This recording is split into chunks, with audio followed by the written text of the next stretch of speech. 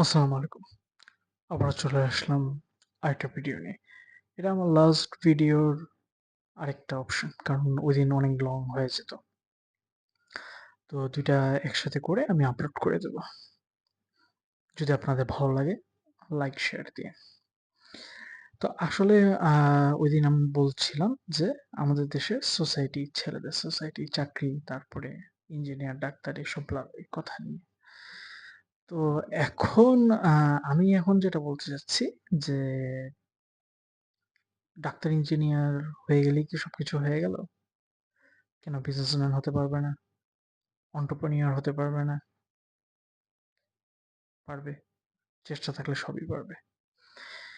তো এখানে সবচেয়ে বড় আ মেইন ইস্যুটা আমি আসলে ঐদিন আমি বলি নাই, আজকে বলছি। এটা ছেলেদের ক্ষেত্রে। দেখেন একটা ছেলে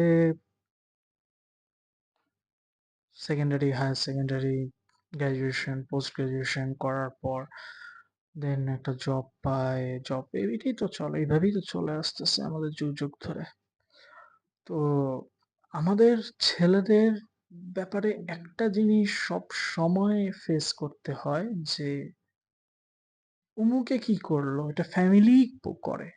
এটা অন্য কেউ করে না রে ভাই, ভাই-বোন অন্য কেউ করে না। এটা ফ্যামিলি করে যে, অমুকে কি করে? ওই দেখ ওই অমুকে ওইটা কইরা বেড়াইছে। অমুকে অত টাকা সেলারি পাইতেছে, অমুকে অত টাকা পাইতেছে, এটা পাইতেছে।" এই যে প্রেশার, এই প্রেশারটা দিয়ে এক একটা মেন্টালি একটা স্টাক জায়গায় রেখে দেয় মানুষকে। মানে তারা একটা মেন্টালি স্টাক হয়ে যায়। এটা আমার ব্যাপারেও হয়েছিল। আমার সাথেও ঘটনা ঘটছিল। সেম জিনিস। আমার বাবাও আ চাইতেন আমি যেন গভর্নমেন্ট সার্ভিস করি ওনার মতো। তো আসলে সবার ব্রেইন তো সব রকম না। এটা পৃথিবীতে বুঝতে হবে। সবার ব্রেইন সব রকম না। তো আসলে আমি সরকারি বা গভর্নমেন্ট সার্ভিসের জন্য বেটার কেউ ছিলাম না। So I'm going to the private franchise bank. তো আ এই যে প্রতিনিয়ত বলা, এটা করে না, ওইটা করে না, অমুকের ছেলে এটা করতেছে, অমুকের ছেলে এটা করতেছে, পাশের বাসার আন্টির ছেলে এটা করতেছে, বা ডান পাশের পাশের বাসার ছেলের আন্টি এটা করতেছে, ওইটা করতেছে, এটা করতেছে। এটা বলতেই থাকে। কেন ট্রমা হয়ে যায় রে ভাই।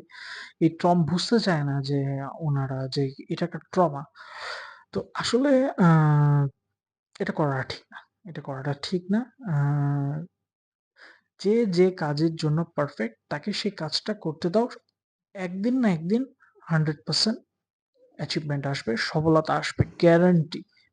আপনি যে কাজে পারদর্শী সেই কাজটা আপনি ঠিক মনোযোগ দিয়ে করেন। ঠিকভাবে আপনি আ টাইম ম্যানেজমেন্ট করেন, হার্ড ওয়ার্ক করেন, আপনি ওই জায়গায় ভালো একটা জায়গায় আপনি পৌঁছাবেন। তো এটা আমাদের দেশে মানে একেবারে ন্যাচারাল কনসেপ্ট।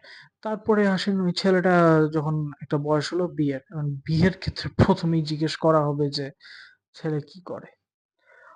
আসলে মেইন কথা এটা না। ছেলে কি করে এটা কথা না। ছেলে চাকরি করুক বা ব্যবসা করুক কোনো কথা না। ছেলে কি করে? এটা দিয়ে বোঝানো হয় যে ছেলের ফাইন্যান্সিয়াল স্টেটমেন্টটা কি?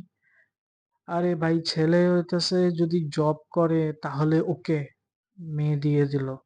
আর ছেলে যদি জব না করে, কোনো কিছু না করে বা ধরেন হচ্ছে আ কেউ ইউটিউবার করতেছে, কেউ ফ্রিল্যান্সিং করতেছে, কেউ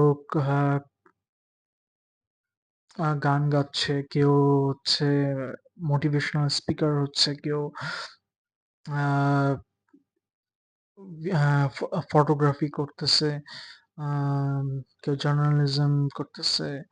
সবাই একেক রকম একেক রকম। কিন্তু আসলে মেইন প্রসপেক্টাস টা আসে হচ্ছে যে ছেলে কি করে? এখন ছেলের কি করে এটা দিয়ে আসলে বিবেচনা করা হয় ছেলের ফাইন্যান্সিয়াল ক্যাপাবিলিটি।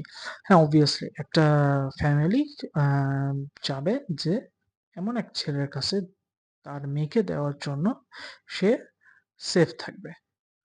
এখন আমি এখানে একটা কোয়েশ্চেন আপনাদের কাছে ছুড়ে দিই। আপনারা আমাকে একটু কাইন্ডলি অ্যান্সারটা দিয়েন।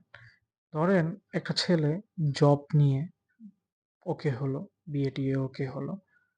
জব আছে খুব ভালো জব। উম আ প্রাইভেট সেক্টরে খুব ভালো জব। অ্যান্ড মেয়ের সাথে ছেলের বিয়ে হলো। এবং তার স্যালারিও হ্যান্ডসাম স্যালারি, 6 ডিজিট। তো বিয়ের দিন তো বিয়ে হয়ে গেল। তো বিয়ের পরদিন ছেলের চাকরি চলে গেল। এখন ওই বাবা-মা, মেয়ের বাবা-মা কি ওই সময়ে কি মেয়েকে নিয়ে চলে যাবে তাদের কাছে? নিয়ে যাবে? যাবে না। তো তাহলে হচ্ছে যে ছেলেটা অন্য কোনো কিছু করে কিছু চেষ্টা করতেছে,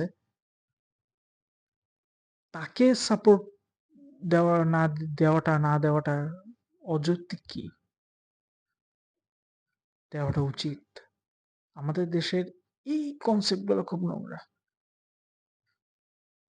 আমরা বিবেচনা করি হচ্ছে আমাদের ফাইন্যান্সিয়াল স্টেটমেন্ট দেখে, কিন্তু আমরা বিবেচনা করি না মানুষ কিরকম। একটা ভালো মানুষ পাওয়া অনেক কঠিন, আর খারাপ মানুষ পাওয়া অ্যাভেলেবেল। সো আমি যে ভালো তা না, আমিও খারাপ ভাই। তো আমার ওই দিনের ভিডিও আর আজকের ভিডিও মিলে এটাই ছিল আমার কনসেপ্ট, এবং আমি অনেক কিছু চিন্তা ভাবনা করেই বলেছি।